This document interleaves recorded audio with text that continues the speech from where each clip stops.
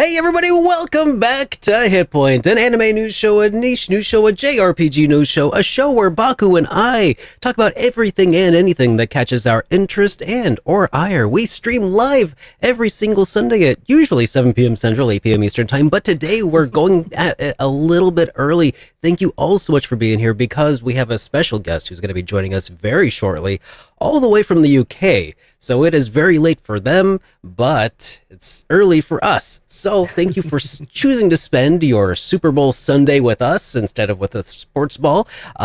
Much appreciated. Good to have you here. Baku, how are you doing today?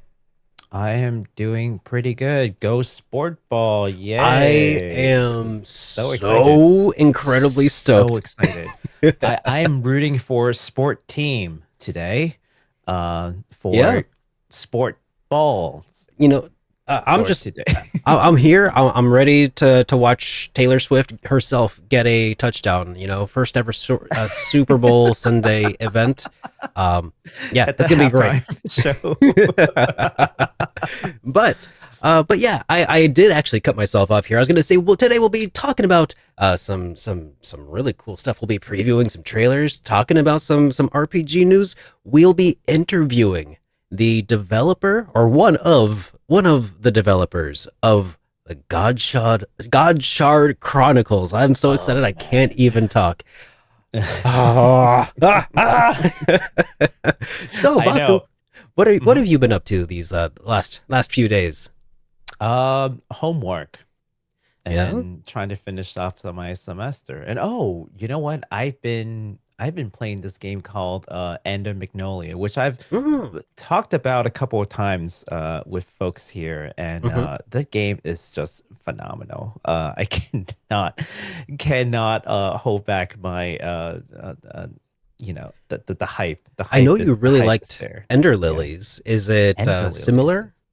Yeah, extremely similar.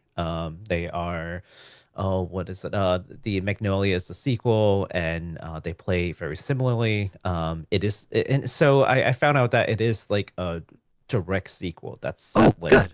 Okay. sometime in the future. So it's really cool. But I think they did it well in the sense that if you didn't play Lilies, it's not going to detract too much from it. But if you did play, there will be references here and there that sort of link the two together that adds more depth to the story. I haven't finished it yet, so don't quote me on it. Maybe towards the end, like, oh no, this makes no sense if you didn't play the first game. But so far, so good.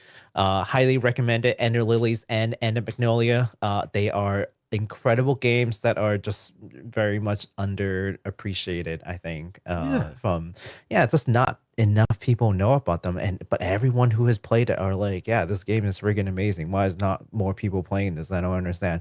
Well, we're Me here neither. to help enlighten people one stream at a time.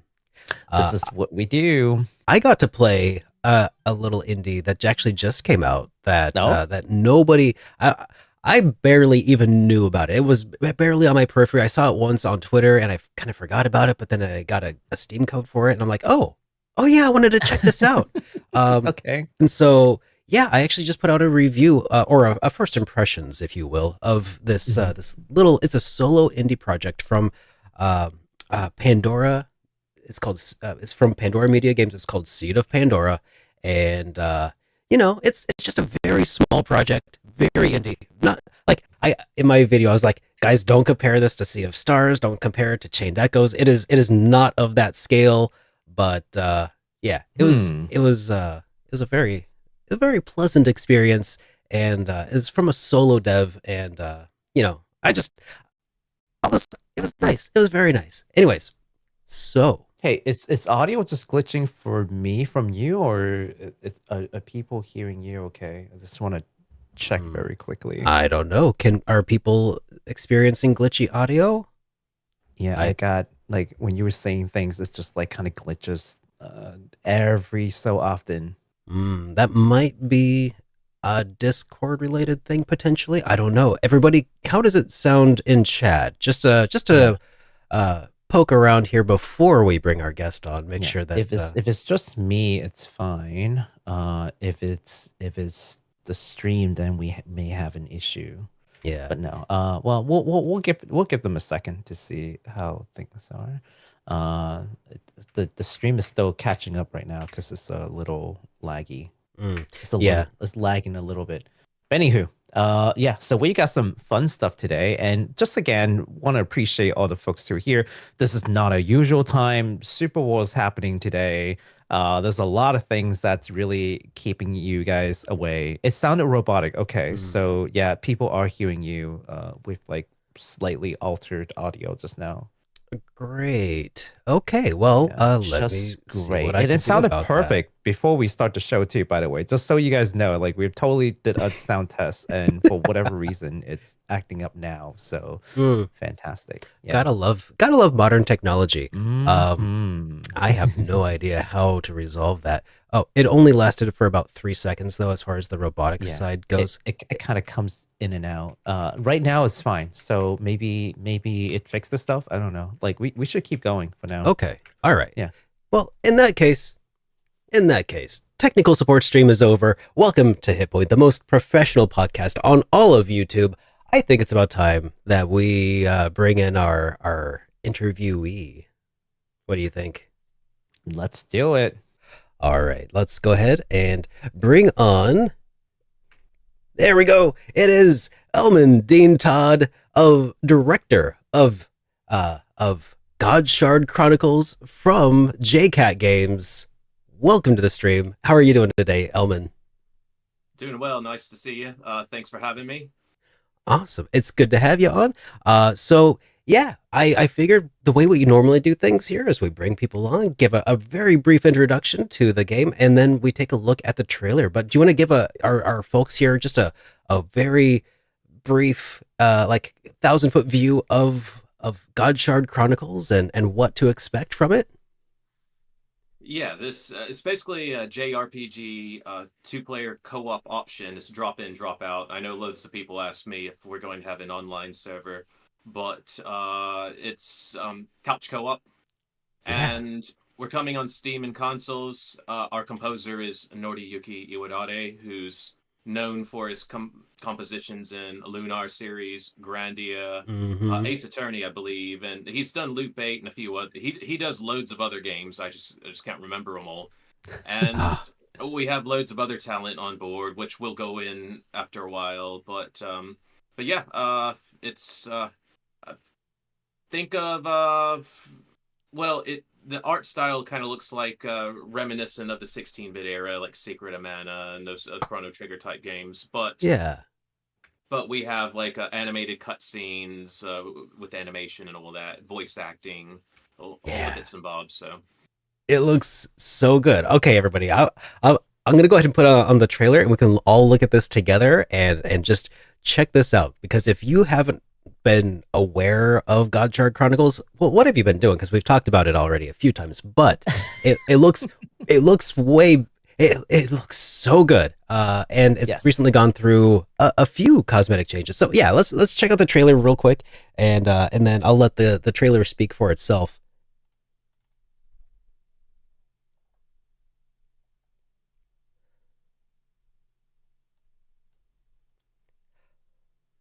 Oh, hang on. I just realized that Hmm? I just realized that nobody else can hear the sound. So let me fix that real Pause quick. it. You fix it, and then Yeah. we'll try Yeah. that again. Well, let's bring Elman back. Look at us. Look at us in our professional podcast. I apologize. Oh man. But our chat's used to this. This is how you know this is live and not staged because of these errors. All right. We'll get that resolved. All right. I will say this. I just realized we were live at the last moment before we came on. Oh.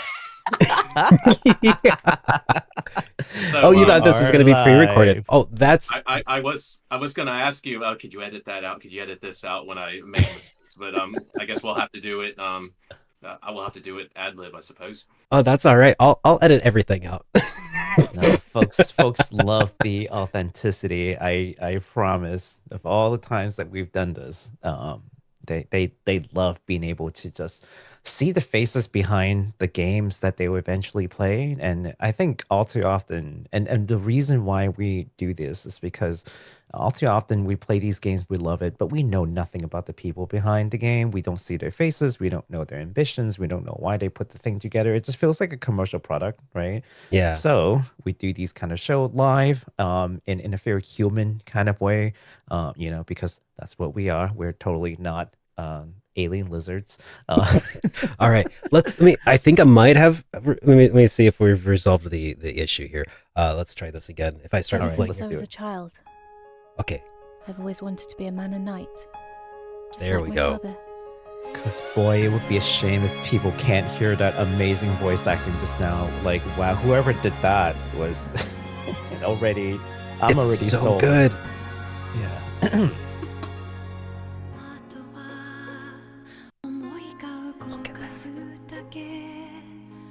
Haven't got someone to give you a Japanese opening.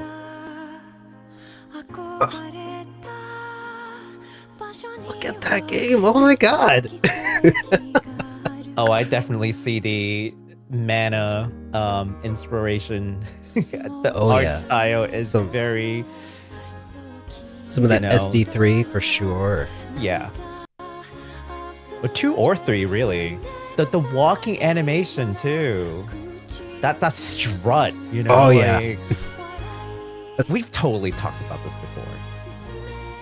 Look at that dragon, dude. That. Thought of going out on adventures, saving people, and protecting the sacred Godshards. Don't look at me like that. Someone had to tell her. It's for the best. The knighthood doesn't deserve to Well, harness this guy's the not power evil of the at all. Godshard. Oh, did you hear that voice? Yes. Is that you, Derek? Did you No, voice that? No. He sounded might just that be? a little bit. He sounded a little bit like, Dark Emperor Galleon. I don't know. Directed, written, and produced by none other than our guest today. Look at this.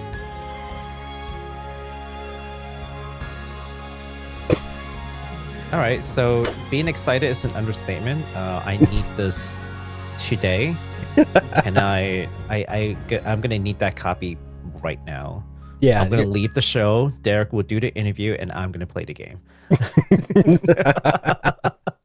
You can technically play it in the office right now, throughout the first areas. So I'll take So that you're as saying all I have permission. to do I'll is see you fly soon. over Just to yeah. where you are.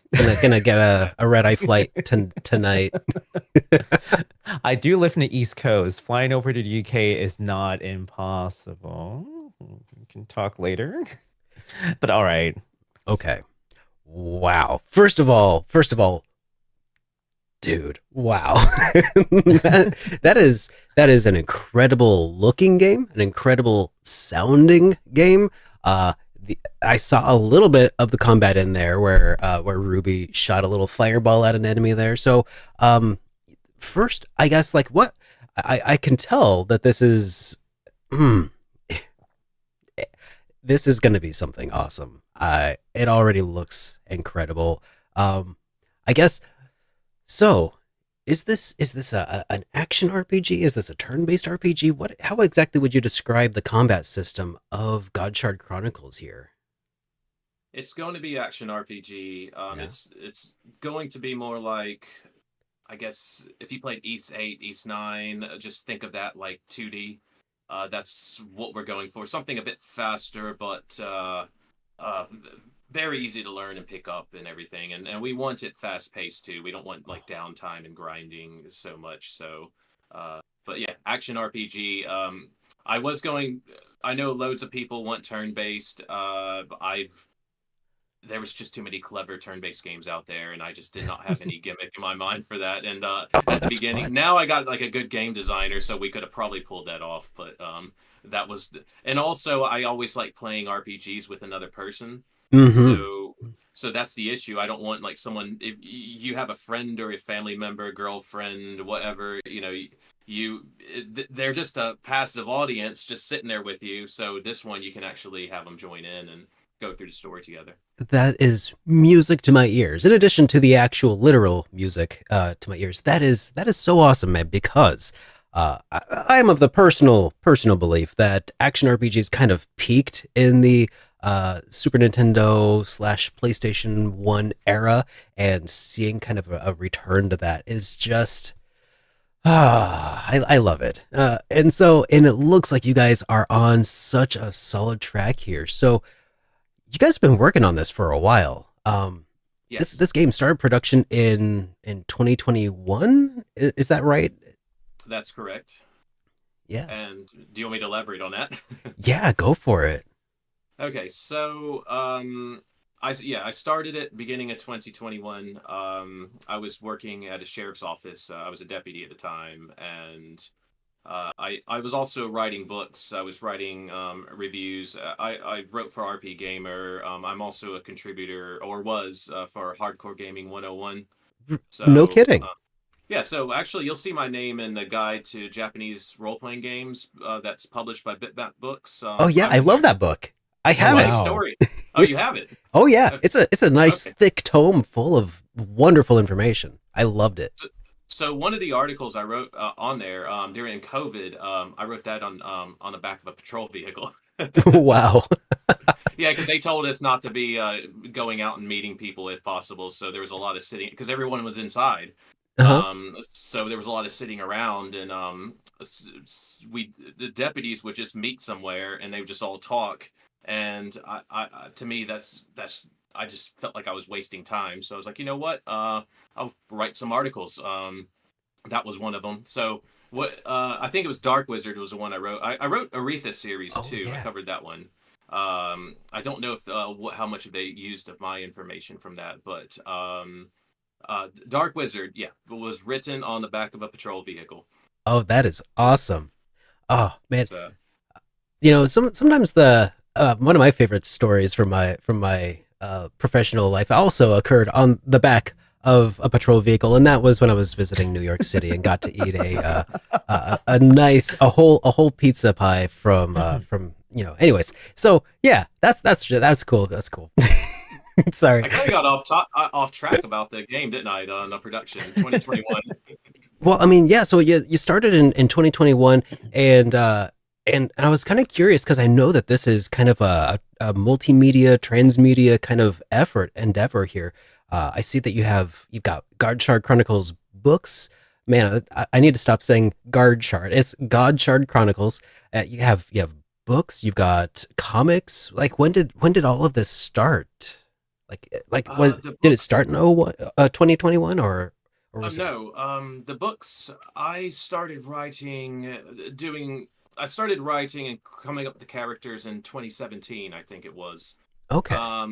Released the first one in 2019, and then another one and another one. But 2021, yeah, I've always wanted to do a game, and Shono Isamura, on Instagram, he reached out to me because I posted a collection, my Lunar collection, which was, I mean, all right. I got like this, all the Lunar games in one form or another. And he said, Of course. he said, hey, I'm making a tribute to Noriyuki Iwadare CD with Benjamin Neus from Germany. He's famous for doing like the piano bits for Final Fantasy. You could probably YouTube him. He's all over the place with playing. He's an amazing pianist. Those two were doing the tribute to Noriyuki Iwadare, and Shauna was asking my favorite Lunar songs. I gave him a list, none of which appeared on the bloody swearing. None of which appeared on the bloody tribute CD. But we started talking about video game music from that point on, and we just really clicked. So eventually, I told him, I said, we need to work on a video game one day. And he was like, yeah, sure. So one day I was working on it, and I said, okay, Sean, are you ready? And then from that, and he was also personal friends with Iwadare son. So we decided one day to ask. I was like, I interviewed Iwadare for RP Gamer. Yeah. And it was all in Japanese. Iwadare we all communicate in Japanese together. So, which I've taken Japanese at uni, and then I worked in Japan for 2 years as an English teacher. So that's that. When I was That's over there, I awesome. kind of got a little better, and I play most of my RPGs in Japanese now. So right now, I'm going through Final Fantasy VI in Japanese because I like it better in the original language because there's some nuances that Yeah. you just So Yeah, yeah, I always feel like, when it comes to localization, you're always playing it like almost like you're playing a game secondhand because you have to yeah. view it through the lens of somebody else's perceptions.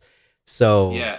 Oh yeah, and depending on the translator and all that, like the Super Nintendo version of Final Fantasy 3, you called it, has loads of mistakes actually. I'm playing it now, and I was like, some of the characters even come across different. Like Locke mhm, comes across a little bit different. Like he comes across as like you can hear his desperation and wanting to protect women in the Japanese version, which didn't come across so strongly or at least to me, yeah. in the English version. So there's that. A Dragon Quest is, and now don't get me wrong, loads of these.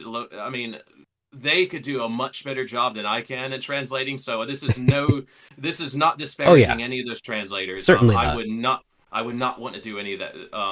That's what I used to want to do, but I changed my mind after a while. I was like, this is too hard. I don't envy any of them. They're done. Most of them do a great job. So, but where were we? Well, Shauno. before you continue, can I just tell you how validated I feel from you saying that? Because I have been a long advocate of playing games, we play a lot of JRPGs. And when we both stream, and a lot of folks would be like, "Here, can you play this in dub?" Like, I just want to listen to English, and I get it. Sometimes they might have dyslexia, they can't really read the subtitle and they don't understand Japanese. Like, I get that, but I'm like, hey, okay, so plenty of people do that. I'm gonna stick to Japanese audio because the script was originally written in Japanese, and there's a lot of nuance that you will miss if you decide to do the localization because a lot of things just don't translate. So I feel so validated when you're like, oh yeah, no, there's plenty of nuance that you're gonna miss. There you go, guys. See, I'm not the only one. I'm just saying. I just However, I do think some. Okay, for example, I played Xenoblade Chronicles, both in Japanese and English, and yeah. the English version has done a phenomenal job. I mean, I love the Japanese version, but I really thought they did a great job with both the localization and the voice acting. Yeah. Oh And yes. so although the Japanese version of Zeno is Dunban is actually Vegeta, so I do like playing the Japanese version and stuff because he sounds like Vegeta, like the Dragon Ball Vegeta. Is Horikawa is Ryo is the voice actor, so I like hearing Vegeta when I play Xenoblade Chronicles. That's how they get you to play the game twice, man. That's the replay value. You play it once in Oh yeah, Japanese, you play it again in English.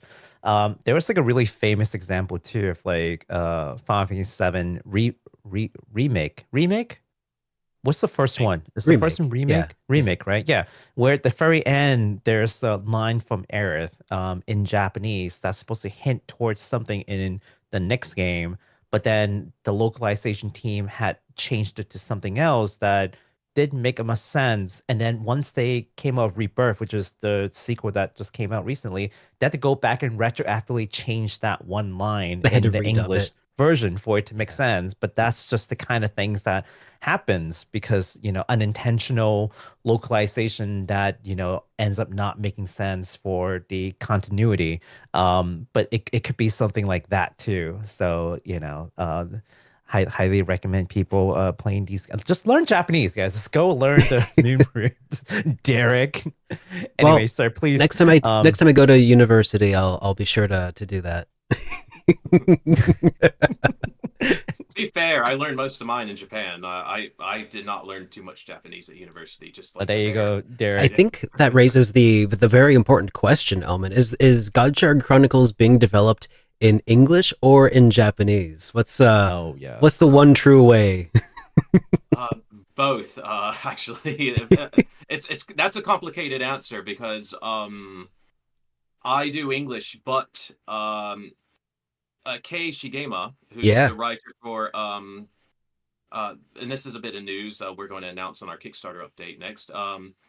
He's the writer for Grandia and the Lunar series. I'm working with him. He's gone over my outline, so he and I communicate in Japanese, and he made a couple of suggestions, and he's doing a scenario as well, writing a scenario for our game as well. So yeah, some of it's being written in Japanese, and we also have the manga, and the manga artist is also Japanese. Mhm. So I communicate. We do both English and Japanese because he knows English as well. Yeah. But I would say a good portion is done in Japanese, and a good portion is done in English. So it's kind of a weird situation. All I right. So suppose. there's no wrong way to play Godshard. You can play in either English or Japanese and not miss out on the real experience. Cool. Yes, and the translation is going to be like spot because I'm going to review the Japanese and I mean obviously the English, but I will make sure the Japanese is consistent with my vision because so yeah I can't speak the same for the other languages, but yeah, and also with the composers, they're all Japanese, so that's all done in Japanese as well. That's right. I remember you hit a Kickstarter goal that also said that this is going to be localized into a few other languages. I don't have the page up right now, but what else is it going to be available in? So far we're promising Spanish, German. Gosh, I don't have the page up either. So, I should have obviously had that English. up. I think it was Japanese, German, and Spanish. Yep, Japanese, German, and French. I see that Was it there. French? Okay, Oh, French. and the Yes, Spanish was a later Kickstarter goal that got hit as yes, well. Okay. yes. Okay. So, which was awesome. I mean, we had loads of demand, so but we're gonna let whatever publisher handle that. However, I have studied German and Spanish before, so I mean I would like to look up. Now my French is awful. Like I'll just leave that to like my oldest like kid or something because we study French over here in the UK, but Oh yeah. I haven't. I mean I grew up in the States, if you can't tell. So I was gonna say like you're joining us from the UK, but I feel like I hear like a marriage of two different accents at the sorry. same time. No, it's great. It's very unique. It's great. Get me back over to the States. I'll sound like very Southern. So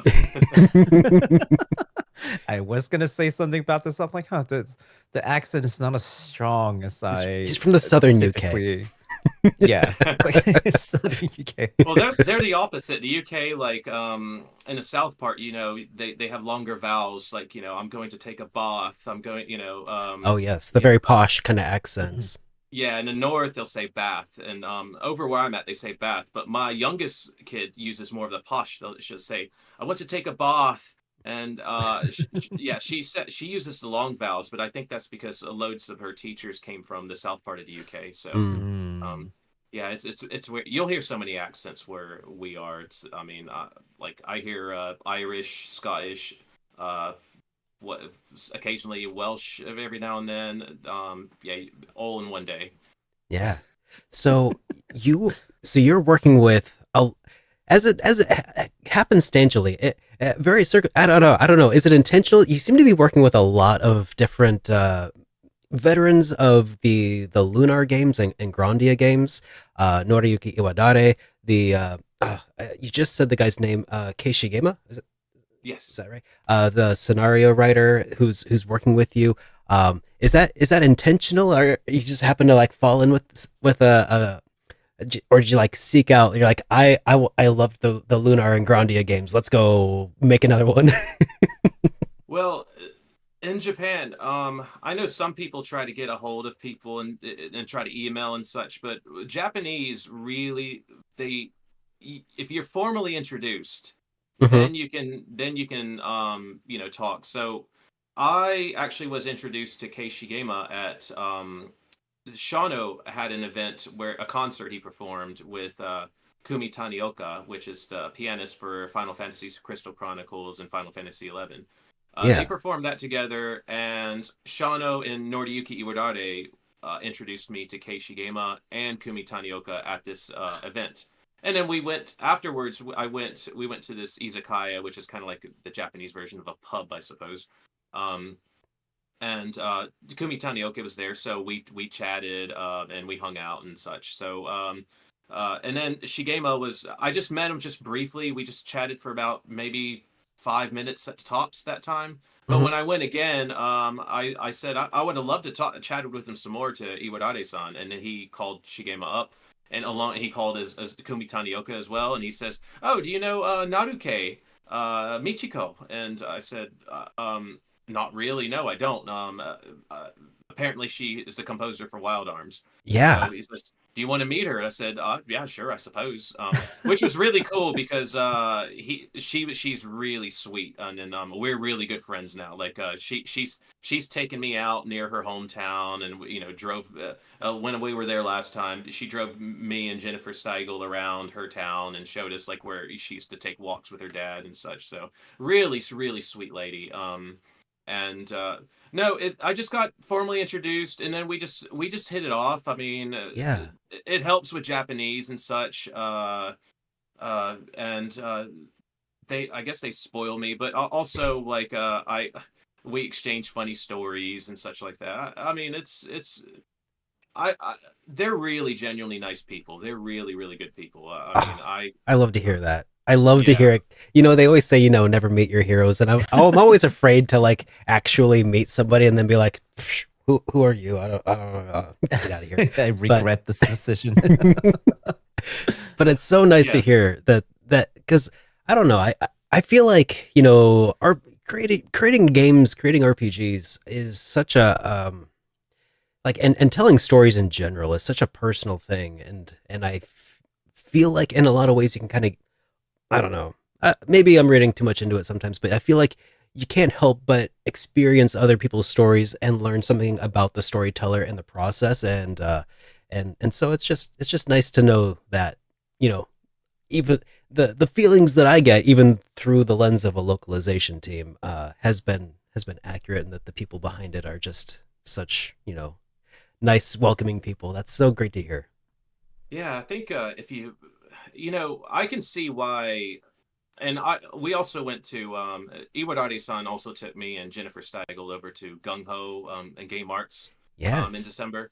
Mhm. And I mean, I met some of the staff there, and they were really amazing people too. And I told them afterwards, you can actually look at the Game Arts page and see a video they took of Jennifer singing the Wind Nocturne song, the boat song.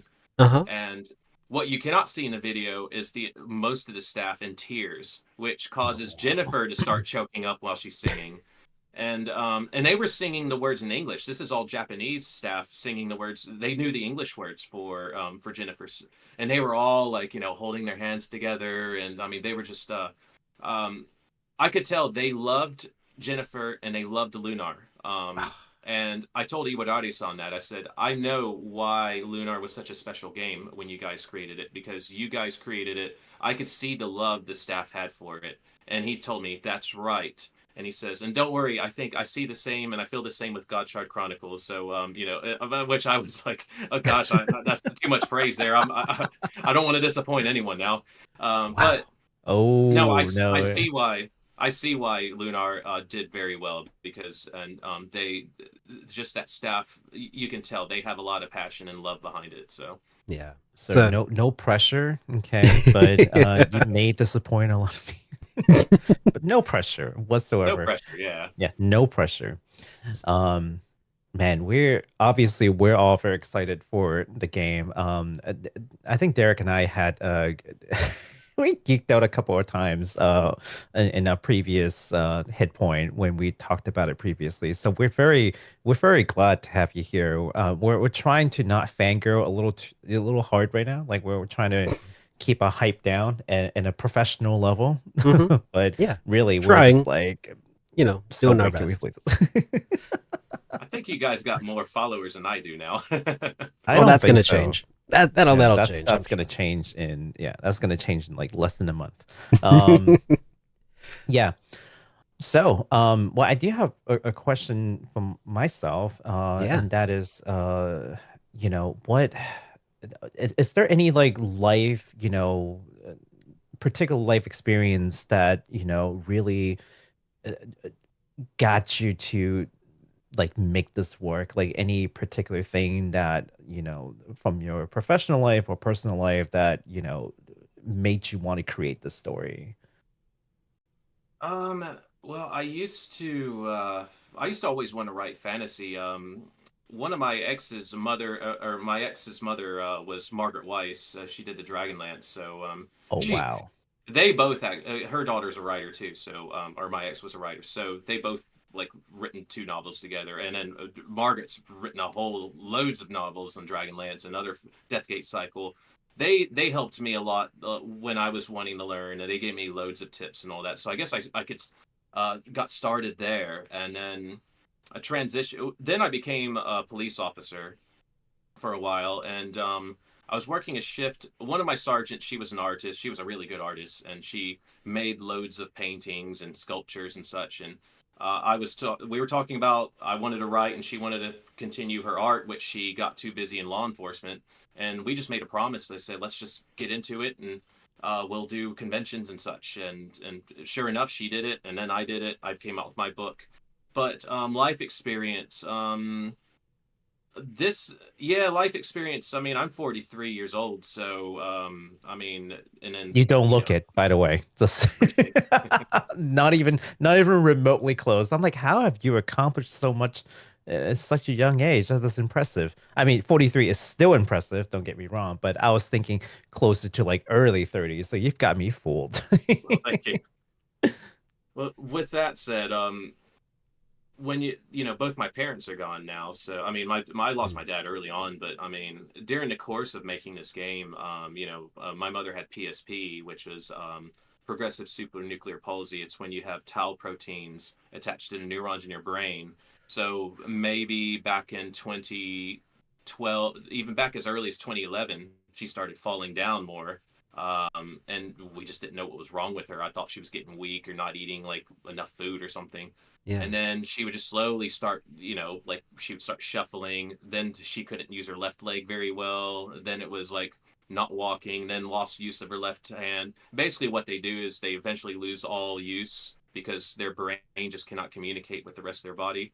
And then they can't swallow or talk anymore towards the last part of their life. So it's really a torturous existence. Although she kept like a positive experience the entire time. So her she had a boyfriend of over 30 years, and he was her caretaker for a little bit. I had to take over for over a month, but yeah, I mean, I told her what I was doing. I promised her I was going to do this. I was going to get this done no matter what.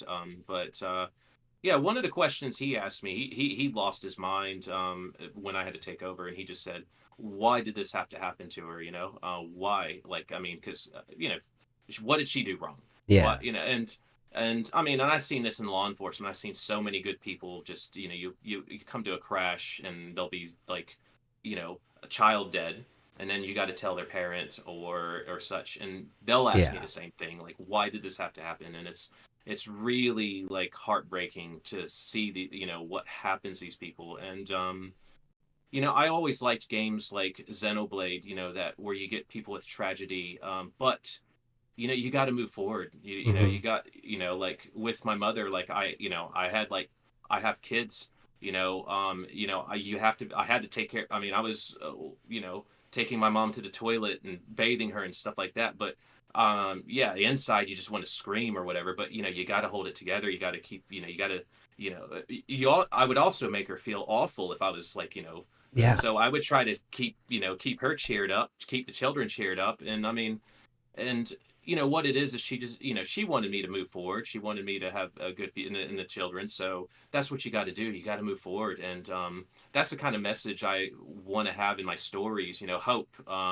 You still, life goes on. You still pursue your hopes and dreams. You honor like your ancestors in that way and the people before you. So that kind of message. So although we haven't covered most of that, I mean, there's not much I can cover right now without spoiling, but Sure.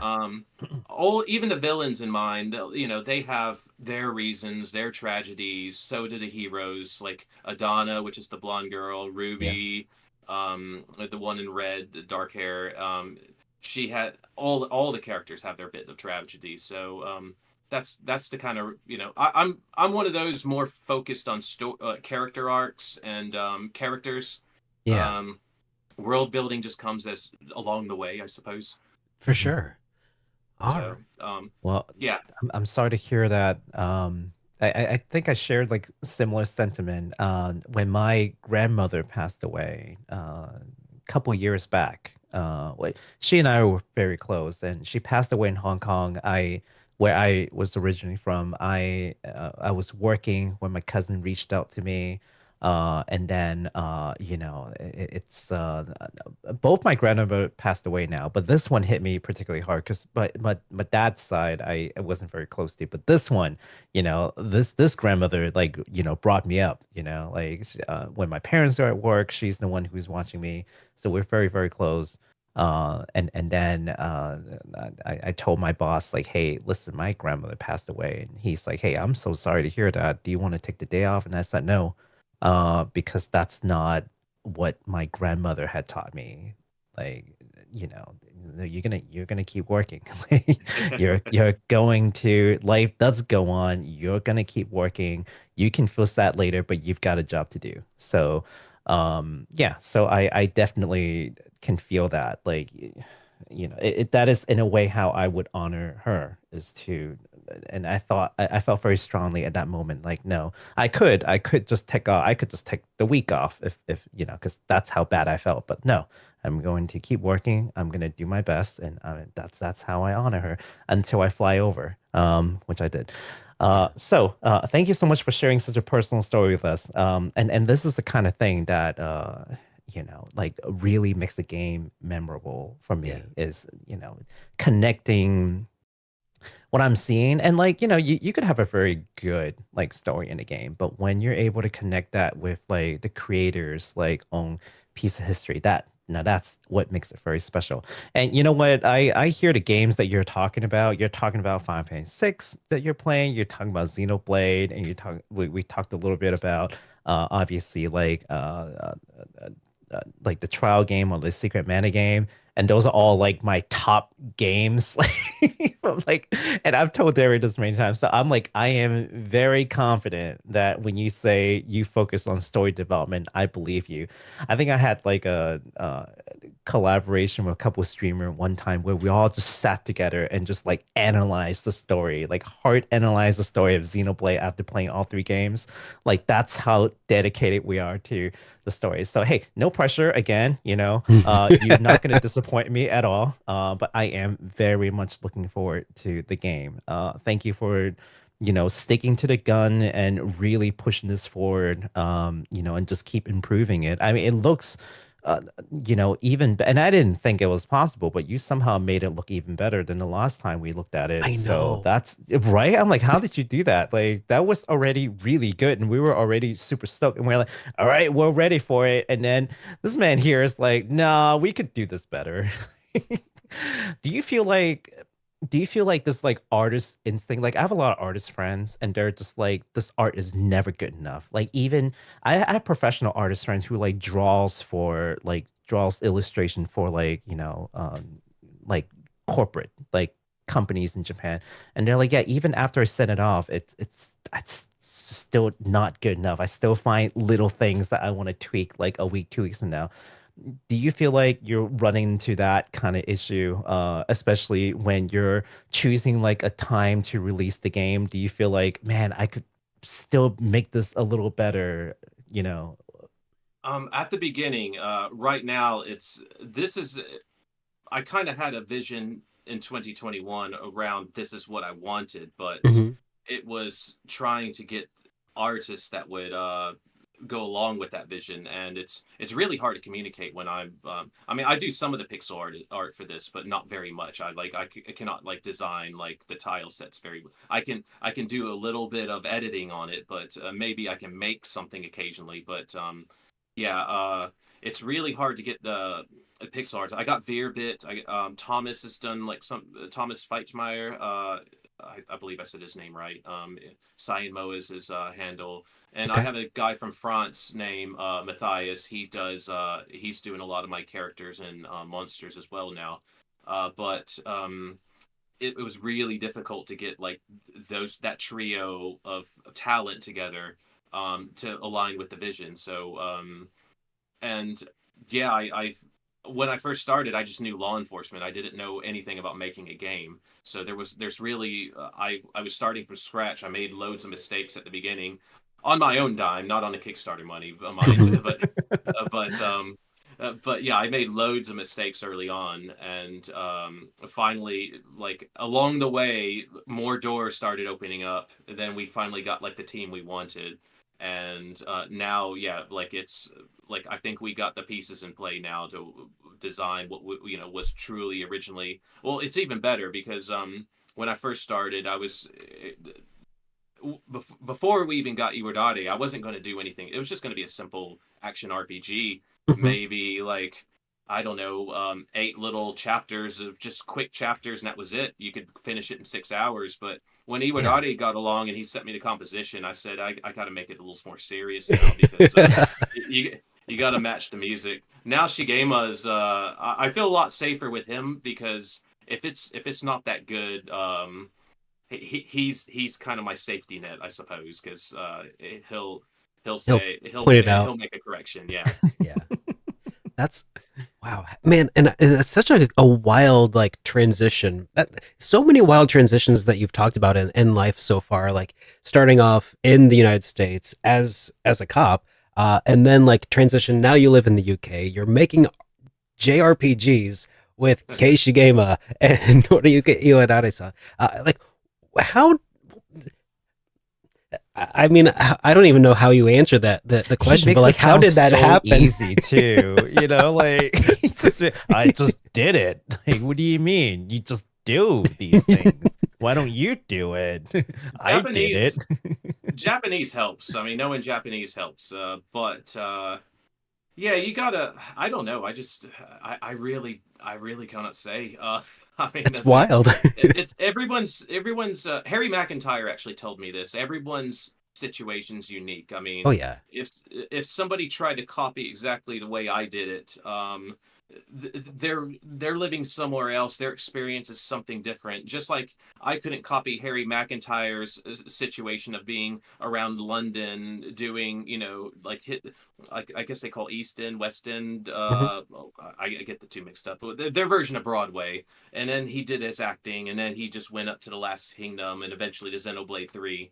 Like I cannot copy those series of events. Just sure. But it's really maybe some of it's being lucky, maybe some of it's being right place, right time, putting yourself out there. I mean, when I did stop law enforcement in 2021, a lot of people told me I was really. Some people were encouraging, but some people looked at me as I gone mad. I had one lady said, well, what are you going to do for your benefits? Oh, yeah. Exactly how she said it. And what about your retirement? And I mean, you just got to take that plunge sometimes, in life, and just go out there. And yeah, it looks like it's paying off in spades so far. I mean, just an incredibly successful Kickstarter, making what looks to be just an incredible looking game. Yeah, I think is looking like you're making the right choices, man. I mean, from the outside in, I don't know. But yeah, so I guess one of the things we should probably shift and talk a little bit here about, oh man, there's so many things I wanted to ask, but there's like, I know that we're already like 40, how long have we've been at this for like almost an hour already. That's incredible. Okay. I mean, Elmon asked, like, how long is the interview? Like, we try for an hour, but sometimes it goes a little longer. Sorry. Oh, no worries. So, I mean, it sounds like you have a personally like a very story focused approach to telling. Well, I was going to say telling a story through the medium of RPGs, and I guess that's from my perspective, though. Yeah. I'm sorry to interrupt. No, go for it. We got the game designer Decky. He does the maps. He's doing the game design. He's focused on making the levels great. He takes pride in that. He's also working on a few other games like Forge of the Fae, My Familiar, yes, Quartet. He's done some maps on Quartet, which is about to come out probably this year. So, and if you look at his maps, he definitely takes pride in those things. So, and then our programmer, he's really big on the combat system. So they take focus. I focus on the story. They focus on their. I would be. This would be an awful game if I was doing the game design and the combat. So Mhm. I let people better than me do all that. I'll just focus on what I think I'm good at. I don't want to say I'm good at what I think I'm good at. Well, it Having Or I try sounds to be like good at. team it helps. sounds like a Yeah. heck of a way to go. Like, I mean, you've got different people who are all focusing on bringing their best to this in different areas, and that is so exciting. Um, so I guess how hard was it to like kind of let go of some of those reins as you brought in? Because you started with like a very small team of like 8 people, and now I think was it more than 20 or so that you like work with on like on a contract basis, like hiring out work, and how has that Gosh, transition been? I don't know if it's that many. Really. Well, some of the contract is like, they do their piece and they finish. Like, Yeah. so, but yeah, like I got 2 pixel artists. Some of the composers like Michiko or Tanioka, they just record their songs and that's it. Like Oh, Jennifer okay. Yeah. Steigel, she recorded 2 vocal tracks in Japan this in December, so that's it. Yeah. Yeah, I got 2 pixel artists. I have an office here which I'm in right now. We have about 5 employees if you count me. And then yeah, we're based in one of the Isle of Man, British Isles. Mhm. So yeah, and they would be like the full time, but we also have the programmer based in California, and we also have like he's also based in the USA, Decky, Okay. and I must have misread somewhere that there was that many people. Sorry about that. But there might like, have been like here and there, the animation's done by an animation studio in Japan, so it looks there was definitely. incredible. Yeah, there's definitely Oh over a gosh. dozen people who worked on that, and the director of that is Ashino Yoshiharu, I believe his name was. He's worked on loads of anime. He has like over 15 years of experience. So anything with animation, I'm gonna leave to a director like that rather than me, because you get me to storyboard something and it's not gonna look good. Hmm. I feel that.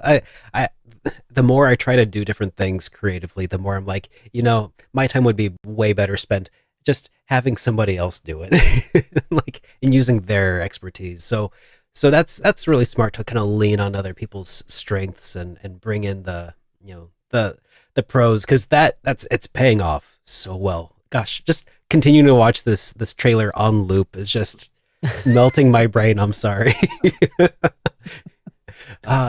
It looks so good. So yeah, I guess how would you yeah, we've got two, it seems like two main protagonists. There's Ruby and Adana. So how did you develop their story arcs, I guess? Like, how did you go about thinking through the stories that each of them would tell in this game? Well, I'll first start with I was going to do a male protagonist, but instead of Adana. But what happened is I just got done writing 3 different male protagonists in 3 different books. Yeah. So I was a little burnt out. What I didn't want to do is write another protagonist with a similar personality and I've seen other authors do this. And so because I was a little burnt out doing that and I didn't want to carbon copy just in a different setting, I just went with Adana because I wanted to challenge myself with a different perspective. And that was challenging to work on her. But I really like her. She's probably going to be one of my I actually like Ruby a lot too. So these two are probably my favorites right now. And it's kind of a surprise because I didn't think I would like them as much as like my previous characters. But it's just I guess the main thing is to give them the traits, make them likable, make them. They're both polar opposites of each other. Yeah. Just think that they're knights, they're Mennonites. So Adana would be the good cop, and Ruby would be the bad cop type of thing. If you could switch cop to knight or knighthood, Uh-huh. that's the kind of dynamic they have. Ruby's kind of very chaotic. Adana's more lawful, but Adana's also she's very stubborn in her. She doesn't flinch away from her virtues and such. So that's the good thing about her. Whereas Ruby kind of can fluctuate. Hmm. But yeah, they both their conflict will. I really like their conflict with each other on how they push the story forward. We did want to do more playable characters, but obviously that would cost a lot more development time and more money. They did do we did get the stretch goal of the dog, Oh yeah. and his owner's Theron, and Theron was actually one of the more popular. A lot of people really liked him from the Kickstarter campaign. He's the redhead elf, and I like him too. So he's going to make a lot of appearances in the game. We might do something. No promises. We might do something with him and the dog later, and Mhm. such. But and then we're going to do something with Argent, which is played by John Truitt, which I think you mentioned Galleon earlier. Yeah. That's Yep. same voice actor from the Lunar series. Galleon is doing Argent. He's going to have a wider range of emotions because unlike Galleon, Argent has a lot more, I guess, personal tragedy in his life. So Mm. that's why he's going to have like a prequel game and such. But yeah, it's there will be some other playable characters with maybe the prequel definitely, and if sequel will definitely move on to different characters and such. But as far as Adon, I don't want to say too much about what they're going to do, but there is the mangas out in Japanese in Japan in bookstores, and we do have the digital comics on in Kindle and Amazon right now. Just only issues 1 through 4, but Okay. those are in English. That's so But cool. So if you wanted to like read those before the game comes out, like would you have a little extra, like is there something I don't know. Well, it's going to be a little bit different. The comic's going to be a bit different. You'll get the general nature of it, but the game is going to have a different narrative flow because, like the comic, the structure of a comic. For example, an American comic would be like 22 to 23 pages per mhm, issue, and yeah. you got to have like you got to transition to the next issue, and you have to do your story beats like that. Whereas a game, you got your your town, your dungeon, and such, and you can play around with that with the town and your side quests and your cutscenes, and you can make it a bit longer if you want or a bit shorter. But Yeah. comics is a very strict structure. Yeah. Very very short arcs that you have to be able to tell very succinctly. Yeah. Right, and it's very, very limiting on what you can do with a comic. In a way, you got to be pretty clever about it. So props, like I said, props to I don't disparage other comic artists who try because it is not an easy thing. Man, that's so cool. That's so cool. So yeah, the game originally featured some different kinds of art styles, but recently it looks like you've been making a lot of shifts to hand drawn as opposed to previously. I think you had used a lot of like vector based art. Is that right? And how Yes. has the process been for you? I mean, I guess what's that been like kind of shifting focus from what you've been working on so far in the past to, I mean, it feels like you've gone through a few different kind of art direction iterations over time. How is that how how has that been to just kind of see this evolve over time, and is this of your own like internal like let's do it different, let's do it other different, and then, or is it like coming from outside sources? Like how is this, what's the driving force here, I guess? Um. Well, I made a couple mistakes along the way. I suppose I'll own up to it. It's personal decisions that I could have probably done better back then. Hmm. Vector base, I really wasn't. I wanted animation in the beginning, Mm-hmm. and it's really difficult to find an animation studio that can pull off like what you see. I mean, what you see there, and it's also very expensive. Yeah. So I did, I did have an offer from a lot of studios will do. There's a lot of studios out there that will do vector based, and um, that especially Lunar fans, that is not the style they would like to see in a cutscene. So the feedback from the Lunar fans that wanted to hear Iwadare stuff and John Truitt stuff, it was quite overwhelmingly negative. And Mm. I just decided just to change gears and try for more of the hand drawn. However, we had a skeleton crew. We had an animator and me and a storyboarder, and it was a skeleton crew and a background artist. So really 4 people, but you need more than that Yeah. for animation. You need like a director, you need a producer, you need probably several animators, a character designer. There's a couple more, and then with the character sete, which is like the turnarounds, you need those too, which the animators can draw from. And we just didn't, we just weren't doing the things correctly because it was just a skeleton crew. So I got with an animation studio in Japan, and the animator was going to go to them, but unfortunately the animation studios just kind of dissolving now, and we'll still be able to work with the talent in the future with most of them, but so we'll still get everything done. It's just but it took a long time. Finally somebody introduced me to this animation studio, and they said they can do what I wanted, and they did it well. The character designer, she's gonna she's gonna do the art, make it all consistent from the animation for the rest. So whatever you see with some of the art, I think it's not coming up right now, but the portraits you see in the dialogue and such like that, it's all going to be consistent with the animation, like okay, the style. Okay, that's what I making thought. sense. Sorry. That's what I thought. I just wanted to double check. That seems like such a massive here's some of that portrait art you were talking about. That's going to be more with the animation. What you're seeing, that portrait, and the next portrait. You're going to see more of the animation style to keep it all consistent within the game. So that's our next step. Wow. All right. Now So I can I think ask you a Baku, you had a question? question. Oh. Yeah. Yeah. Can I ask you a question? Like, so did the idea of like local couch come first, or did you want to protagonists? Like, which came first? Like the chicken or the egg here? That's what I'm curious about. They probably came both at the same time, really. Oh.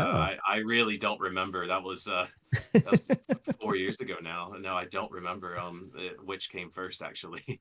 So Because and I don't mean this in a bad way, but like, you know, we come from a time, like we're fairly close in age, and I remember growing up and playing, like, you know, Super Mario Brothers, and you have, like, you know, Mario and Luigi, and there's sort of like the first player, second player, and like I'm not gonna lie, when I first saw the game, I'm like, oh, there's your first player, second player, like sort of different colored, you know, like the idea, at least, like, is in my head, like that's what it appeared to be. Of course, as I learn more about the games, like, oh no, they have very different story.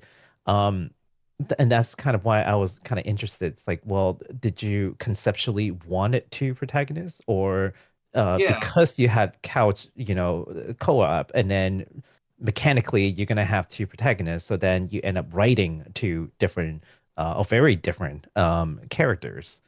Yeah, Ruby, actually, I remember some of it now. Okay, so I have a kingdom called Numidia in the book series, and it's a whole different kingdom, and she comes from that far off kingdom, and they also have the same knighthood. She gets sent to Adana's village as a punishment detail because Ruby's, like I said, bad cop, cannot hold her mouth, cannot hold her tongue, I should say, and so she ends up going there, and so I wanted somebody that was a foreigner, because Adana's discovering the world. It's like a hero's journey. It's a hero's journey arc. But Ruby's also discovering the world, even though she's more seasoned because she's not from that area. So they're both discovering, in a way, the same world, even though Ruby's more seasoned. She's a higher rank than Adana, but so, and co-op might have been the same time. I really cannot remember that exact details. But I just remember how Ruby came about. You know, I wanted. She was definitely from Numidia, and she was a stranger in a strange land. Is what it is what she is. So, no, that's really cool because you know, being able to see the same world from different perspective, you know, and then of course in turn the player sees the different perspectives from their view, really makes the world more dynamic and more, like, you know, rounded, as opposed to just whatever the main character sees, and that's what you get. So yeah, that's little things like this just gets me very excited about the game. Well, I know that we're starting to kind of come up on the time that we said that we'd hold you for, but one of the questions that I really like to kind of round out all of these interviews with is kind of a classic little standby of mine, and that is there any question that you really wish that I would have asked, like anything that like you really wanted to talk about, something special that you've put a lot of work into, and you're like, man, I really wanted to show this off. I really want an excuse to talk about this. Is there anything like that that I can? Yeah, we can make a nice little announcement. Well, it's not announcement, but okay. So Harry McIntyre, the voice actor of Noah for Xenoblade Chronicles 3, he's voicing a character named Thelonious Bane. Thelonious Bane is actually Harry McIntyre's creation. For his own little Dungeons and Dragons campaigns. Oh, that is so cool. So we got together on some messages, and I asked him. I already had a character in mind for this specific role, but apparently his character fits very well into it. So we talked about it. It was a very nice coincidence, but I said, please describe this character, what he looks like. So Harry said he has red hair, shoulder length. He's a paladin or something, and Harry's a creation. So he's one of the highest ranking knights you're going to meet in the game. And you will see him. We have an animation of him. I don't think it's shown in this clip, but we have a lot more animation. We're just not showing yet. But anyway, Harry McIntyre created Thelonious Bane, and I'm going to have this script. When I get the script finalized, I'm going to send it to Harry and say, hey, what do you think? And he's going to voice this character, so I'm going to ask him to go over the lines and get some feedback on that, and maybe get some extra feedback for the story. Oh man, that is so exciting. We're kind of creating it together in a way, like at least this character. I love the sound of that, man. Oh, that is so cool. Thank you for sharing that with us. I've got to ask, and a lot of the viewers, and again, we have to apologize because this is like a Super Bowl. I don't know. Well, of course, you know what Super Bowl is. Well, today is Super Bowl here in the States, so it's a lot of people watching the game. Yeah, this is not our typical stream time, as you know. So some folks might not have gotten the memo, or other times like they might not be able to make it. So they'll get this from the VOD, and I'm certain they're gonna want to know this as well, especially after all that we've talked about. When can we potentially expect to be able to play the game, and also like about how long of an experience are you sort of anticipating? Like depending on playstyle, we understand it could be different, but just some rough estimate would be helpful for them. We are working on a demo right now, so we want the demo to come out this year. However, if it's not up to standards, we're not going to just release it out until you guys have something really good to play. But we do have a lot going along the way. So also, I do want for the demo, I do want to get some of the voices recorded. So it just depends. Luckily, most of our voice actors are in the UK. That are going to be that would cover the demo. Ruby's voice actor's Welsh, so if you ever, her accent's really thick. She's in Wales. Luckily, that's quite close to everyone else who's kind of near the London area, just outside. So. What we'll probably do is just get. We got 3 actors. We can just all get them together. Actually, four actors. I'm sorry, all in that area, and we can just get in the studio and just knock it out. Hopefully, a day or two. But once we get that, we'll go for a demo along with getting the combat a bit more fine tuned. And as far as what was the second part of the question? I'm sorry. Oh, targeted like gameplay length, like more or less. Oh yeah. We're looking around 20 hours, give or take. We don't want it too long. I mean, there's too many long games out there, so we want something you just get through. Kind of like the Super Nintendo days, Yeah, 100% agreed. Yeah. Yeah, Absolutely. And follow-up question, and this is for my streamer friends because we have quite a few who are interested. Can we stream the demo when and if it is available? Oh, that's the point. Absolutely. I mean, we're gonna. Hopefully, we can put it on Steam. However, let me check with the rest of the team on that. But I think I personally have no problem with it. I'm good with it. So Nice. It really helps because then we can be like, hey, this game, you can see it happen now. Also, we love doing QA.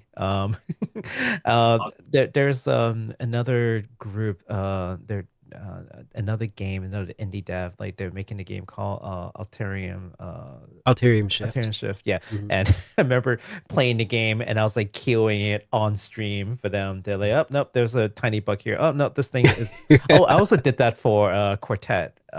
Since you mentioned it, it's like, oh yep, tiny glitch here, Tyler, the many Tylers that are on the team. It's like the running joke is they have like 50 Tylers on the team. So it's like, hey Tyler, there's a bug. I don't know which one of you guys will debug this, but one of you Tylers will do it.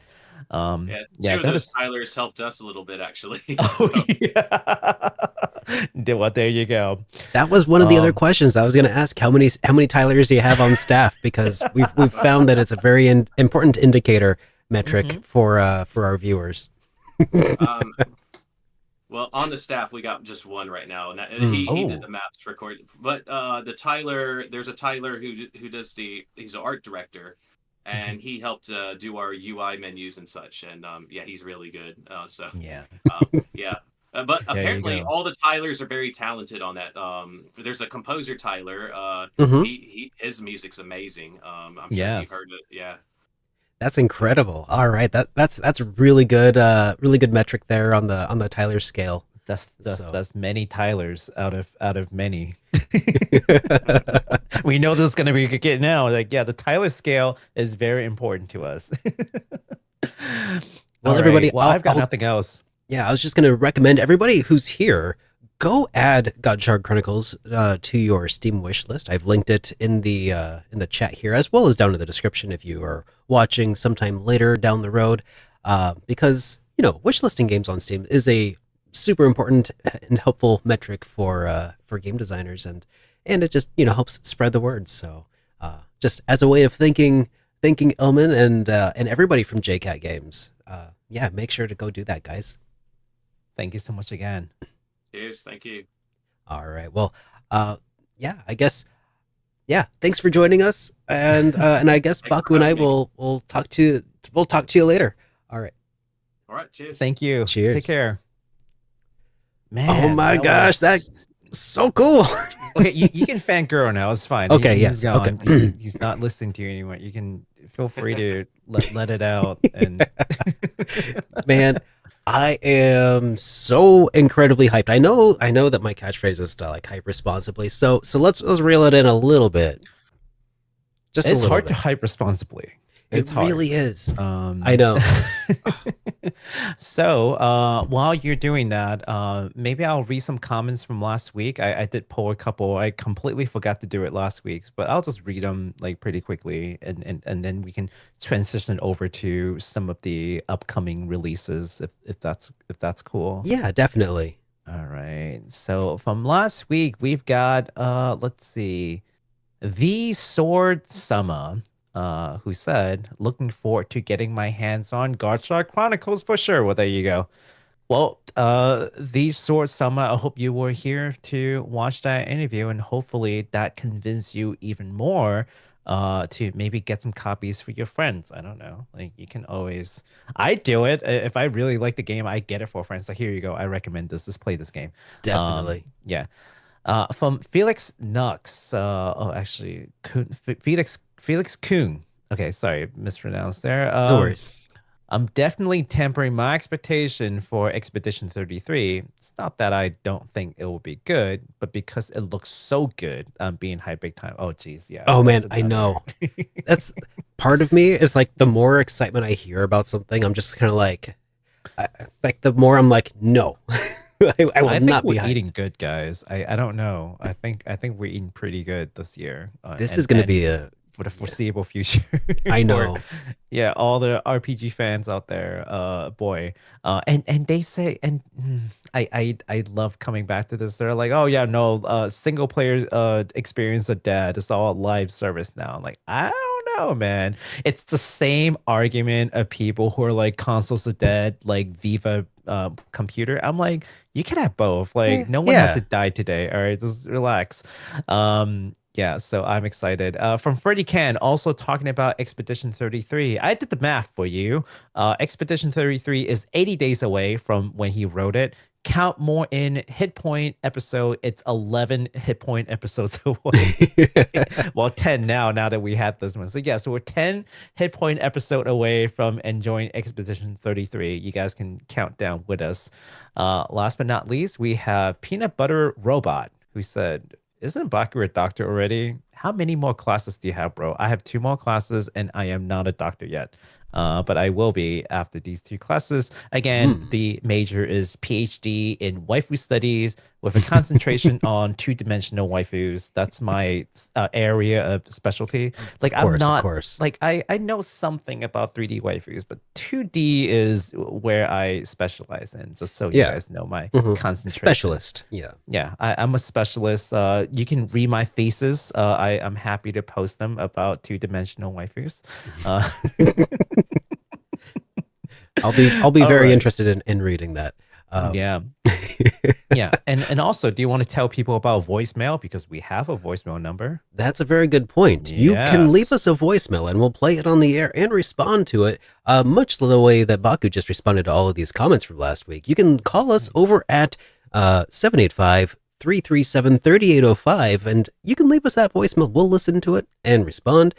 Or if you'd rather, if you're like international, if you're watching from Germany or the UK, we do have some overseas viewers. You could also just email that voice file to us over at hitpoint@superderekRPGs.com and avoid the international dialing fees and, do things like it's the 21st century. That's right. All right. So, are you ready to geek out about the games that's coming out this week? We've got 2.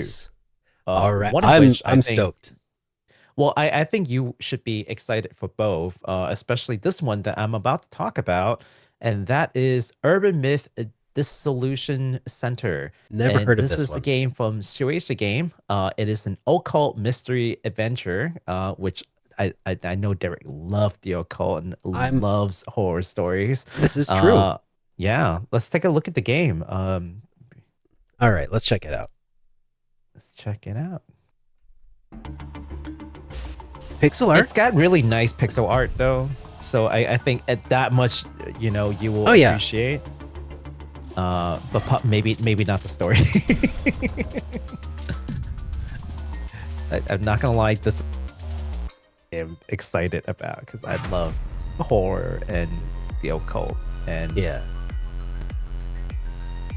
Hang on just a sec here. We may still have Elmon here, by the way, sir. Oh, yep. I think he's on mute, but that's okay. He can still hang out. Yeah. Hello, Elmon. Oh yeah, I need to hide that. Feel free to stick around. By the way, like, I just don't want to like throw him out there when he's not ready to be, on live. You don't have to. No, like. I meant to hide that. Actually, I was distracted by. Yep. Anyways, yeah, we'll put you back in the box. Only the most professional of podcasts. Hang on, just a second here. I need to. Okay, let me go back to the theater mode so I can hide the thing. Okay, studio mode. Yep. Let's just. Yeah. Just to be clear, I wouldn't mind Elmon joining us for the remainder of the show, but if he's not ready and we're throwing him on, then that might not be a good idea. So yeah. Just be aware. Okay, so that game is coming out on February 13th on PS5, Switch, and Steam. It is a I think this is going to be maybe kind of a point and click adventure kind of game into occult mystery with like some visual novel element. And basically you play as a character who works in a place called Urban Myth the solution center where people send you to all kinds of weird urban myths and you try to find, well, resolutions to them. So lots of really cool stories. I really can't wait. But this next game, I think, is what a lot of you guys are here for. Just in case you're looking for a place to geek out over, if you Okay. haven't already done so enough, here it is with some Trails game. Tell us about the Trails game. I'm not too familiar with the Trails series. Derek, why don't you tell me a little bit about this one? All right. Well, so just so everybody knows, I'm personally I've only played the first 10 games in the Trails saga, the Kiseki series. So I'm actually not up to speed where I would need to be, because game number 12, canonically speaking, that is game number 12, Trails Trails through Daybreak II is just on the cusp of releasing here on February 14th, aka Valentine's Day. I'm glad that Nisa understands that that gamers need someone to spend Valentine's Day with too. So they provided a new experience for you to spend with all of your waifus on Valentine's Day itself. Now we do have the trailer queued up, and I know that this is not the first entry in a new arc. So as a result, it's probably gonna feature spoilers just inherent. So I don't think we're actually gonna play that, just because.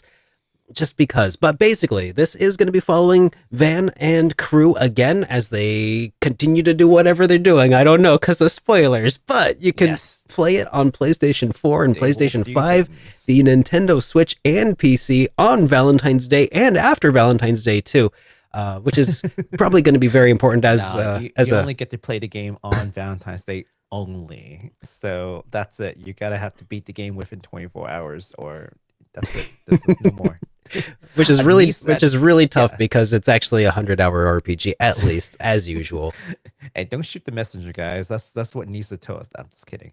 But of course the video will still be in a link in the description as usual. So if you don't care about spoilers, you want to watch it yourself, it'll be down there. And that's the only 2 games that we've got coming out this week. We've got a little bit of announcements, and then we'll move on to some industry news. Starting with Eiyuden Chronicle, 100 Heroes. And of course, this is the game that already came out. So what could it be? I don't know. Who knows? Well, what could it be? Well, we have talked a little bit about this previously. We said that, hey, there is going to be 3 different expansions, but they didn't give us the date. Well, now there is. So 3 separate expansion, 3 DLCs for Eiyuden Chronicle 100 Heroes. The first is the chapter of Marissa. That's coming out on February 27th, so later this month. And then followed by the chapter of, is it Sing? Am I pronouncing Sing? Yeah, it's a silent G. That's coming out March 3rd, which surprisingly is only a couple of days after the 27th. If you really think like a about it. week, It's like 5 days later. And then the last one is called the chapter of Marcus. That's actually coming out on April 3rd, a month after. Not sure why they space it out that way. It's kind of strange, but it's what it is. So again, that's February 27th for the first one, March 3rd for the second one, and then April 3rd for the third DLC. We don't have a trailer for it. I tried looking for, did they do like a DLC like announcement trailer? Nothing. They should have totally done it. I don't know. That would have been nice. Yeah. Yeah, just briefly touch on the 3 and just give us a basic summary of what we should expect from the 3 would have been nice. No, there are texts like what is it called? Information in text, but we like visuals. So that's Eiyuden Chronicle 100 Heroes expansions. Moving on, we've got something fun. Well, I just wanted to also wanted to drop a reminder for people who are only vaguely familiar with Eiyuden Chronicle for whatever reason. This is again a Suikoden spiritual successor by the original creators of Suikoden, including Junko Kawano and the late and great Yoshitaka Murayama. So this is really important. Go check them out. Go support that game and the DLCs, because that's going to be That's gonna be nice. I'm honestly waiting for the last DLC to come out and then just like binge on the entire thing. I'm one of those Yeah. people who can't do like episodic like anime, Yeah, like one it's episode hard at a to time. it's hard Yeah. because like once you've waited a while, like your skills have dulled. So when you go back to the game, you're like playing it like it's your first time all over again, but you're fighting Yeah. all of the end game enemies, and you're like, oh, Yeah. why do I suck at this all of a sudden? Yeah, and if you're like me with bad memory, like I can't Mhm. remember all the minute details of the story. I remember like the grand arc, major events, but like sometimes it's like the little details and then they carry into these expansions. You're like, who's this again? Like, what? Yeah, Yeah, so I'd rather just sit through and just have one entire I feel that. experience. I'll like play a game again, and I'll be like, wait, who is this again? Who's this side character? Like I've been reading through the Wheel of Time books by Robert Jordan lately, and I got to like book 10, and they reintroduced some character from it, and I'm not on 10. I'm like book 10, I think. Anyways, there's a lot of books in the series. Anyways, point is they reintroduced a character after like ignoring them for like 7 books, and I'm like, right. I have no idea who this is. have to like go on the internet and like, who was this again?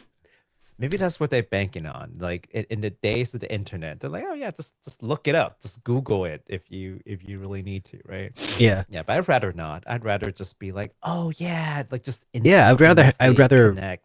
yeah. Yeah. Yeah, not anyways, Yeah.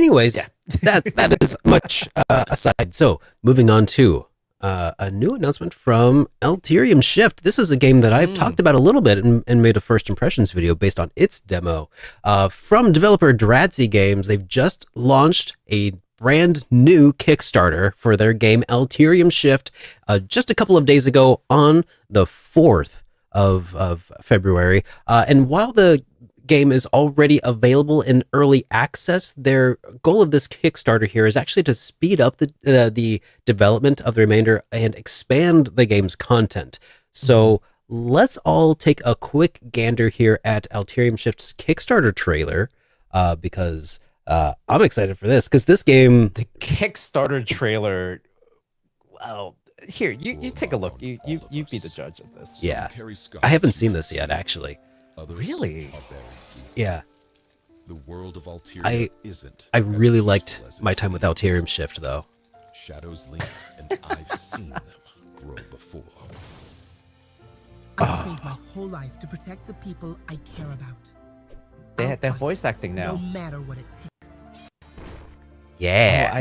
They redid a lot of the character arts, and they have voice acting now. If you can't outthink your enemy, well, you're just better off sitting down and letting me handle it. Man, that I just... don't know if I can do this. That's some pretty art. I like that. It almost reminds me of like Pokemon style, like watercolor. I have to. Yeah.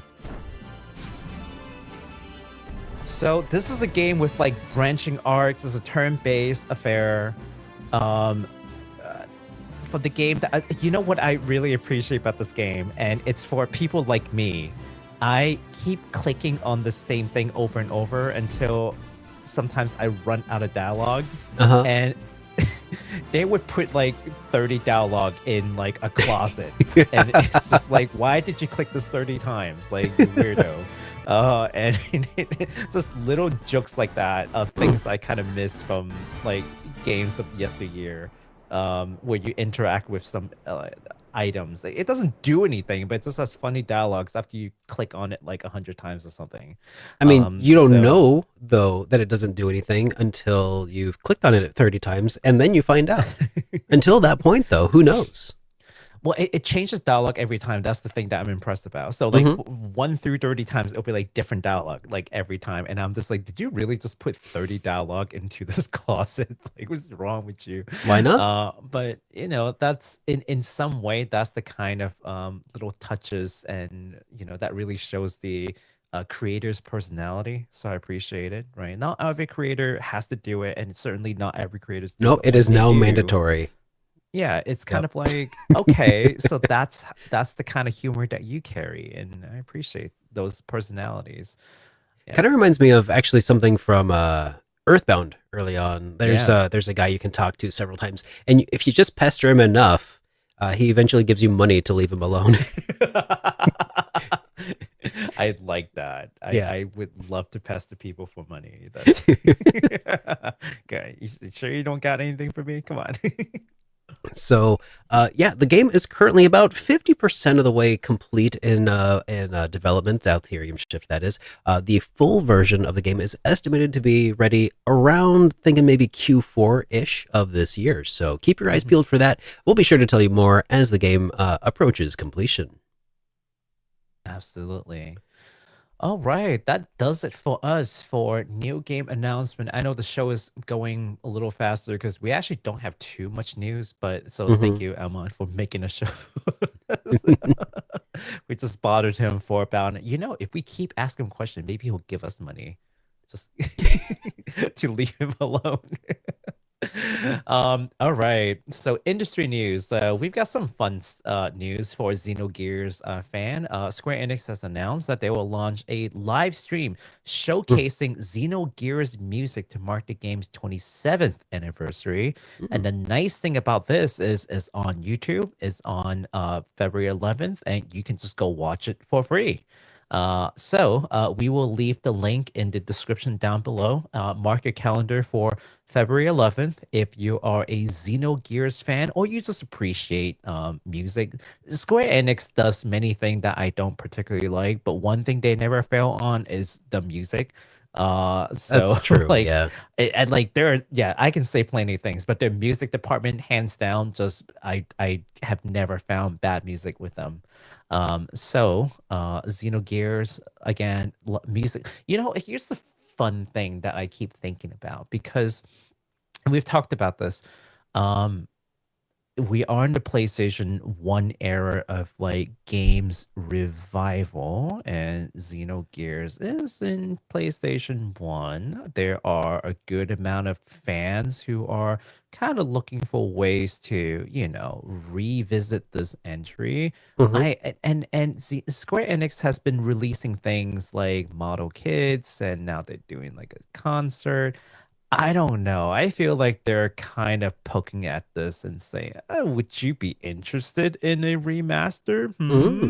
Maybe. I mean, the time is ripe. Like, it's now or never, Square Enix. Like, because before you know, we're gonna have to move on to PlayStation 2 nostalgia, and by then you've kind of like missed the ship. So, I don't know, Square Enix. We're gonna do Xenogears, remake. I mean, not remake. I don't dare imagine remakes, but remaster. Now's the time, Square Enix. Now's the time. Last but not least, I forgot to do the link. I need to do the. Hang on one second. I should do a video ninja link for you for this one. Oh, so you can share your screen. Yeah. Yeah, this slipped my mind. I added the link in there. Last but not least, we have some merch drops that I want to share with you all, and I think this is gonna be interesting for some of you folks. I don't know how many of you guys are, collecting figures and whatnot, but I do have some cool news that I want to share. Hold on one second. Let me get this link to Derek, and then we can go there. Here we go. Yeah, my bad. I completely slipped my mind. That's all right. We had other focuses at the moment. So let me just plug that in here real quick. All right. I think this is very interesting news for a lot of people. Okay. Yeah, we got some figure news. So, like, Wonderfest had recently happened in Japan. Actually, as a matter of fact, yesterday is Wonderfest. And we've talked about Wonderfest in the past. It's kind of like the biggest convention for figures and whatnot. I could go through a lot of the things that they show there, but I want to highlight particularly Kotobukiya, which, as you guys know, are really jumping into a lot of like these like game figures, right? So you already see something from like Darkstalker. I forgot what the American title is, but that's not why I'm here. I'm here because they are, and I've called it, they're going to keep releasing a bunch of Trails figures. So so I'm gonna leave the link in the description. Actually, can we leave this link in the description? Probably not, right? Because it's not a Maybe YouTube not link. because YouTube hits us with that sometimes. Okay, well, I will post the link in chat so people who are watching the VOD can come back and grab the link later, perhaps. But this is hold on one second. I'll throw that in there right now. Yeah, so there are a couple of games that I'm super excited about. Particularly, number one, there are Trails games that they're doing now. So you got Elaine, you got the second version of Altina, who is going to be older than the previous version, because I think they released an older version of her. Oh, sorry, a younger version of her, but this is older version, so she's gonna be slightly tall. I remember seeing like a picture of the two of them standing together. Wait, actually, we can click on this real quick. There you go. Oh, there you go. So this is the previous release, Altina, and then this is like the future version. So you can put the two of them together if you so incline, because you know, Nice. I'm sure that there are a lot of fans out there. But you guys can certainly take a look at these yourself. Another game that they're jumping into is Unicorn Overlord, and this I'm personally very excited about because I have talked a lot about Unicorn Overlord, how much I absolutely adore the game and the strategic aspect of it. It is one of those like, well, unicorns of a game. You know what, like last year, I think it was last year. Yeah. And they're actually so they've got the elf sisters, they got the mage, they've got a couple characters planned, and then if that's not enough, they're also making figures for Metaphor.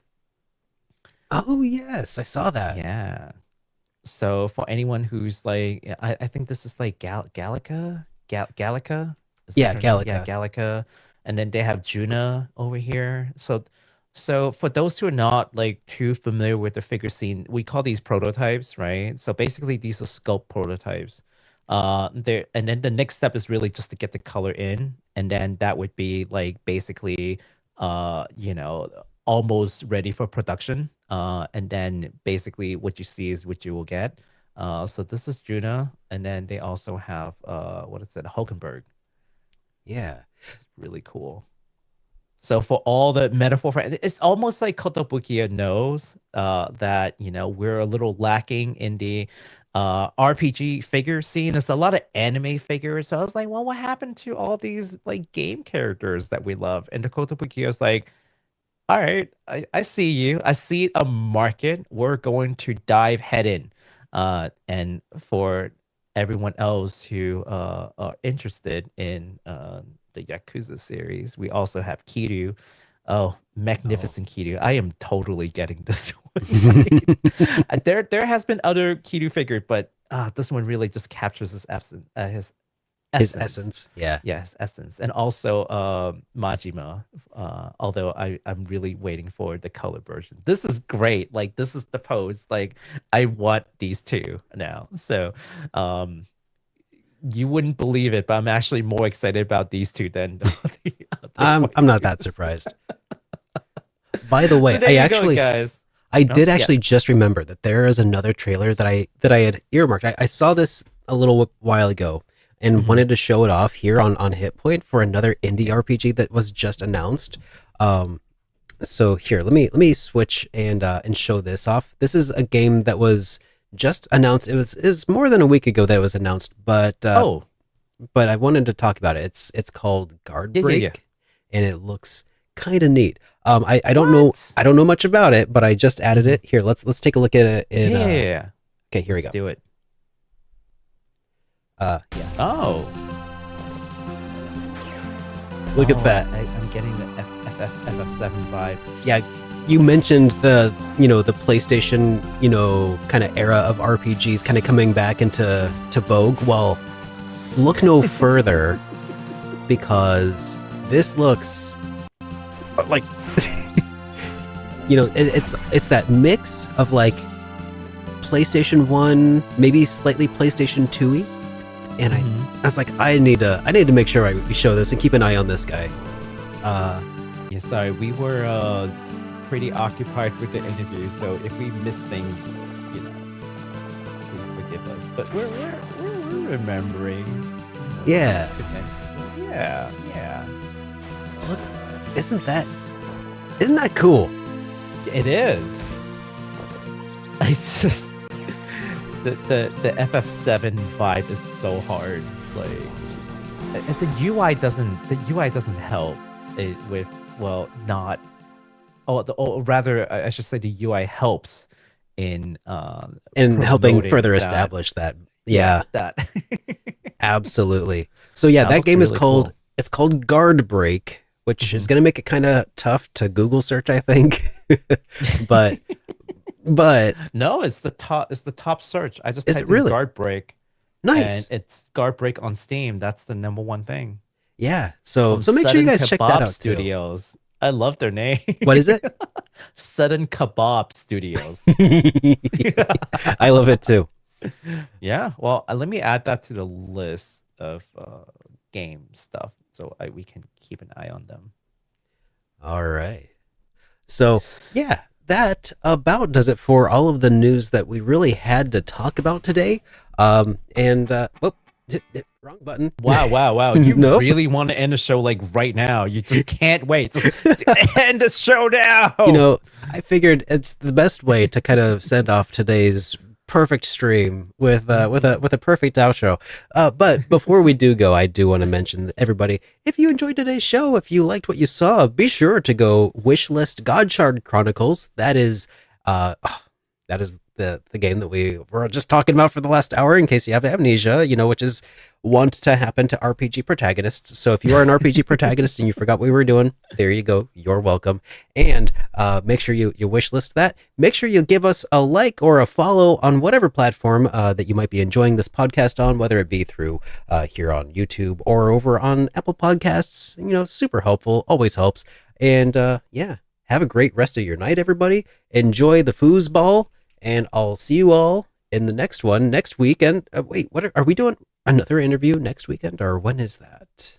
Next week? No, not next week. Not next week. Okay. Are we telling folks now, or I don't know. Are we? Well, are we? We don't have to. No, we got secret super special interviews that we'll tell you about next time. We may have more exciting interviews coming up. Let's just put it that way. Yeah. All right. Have a great night, everybody.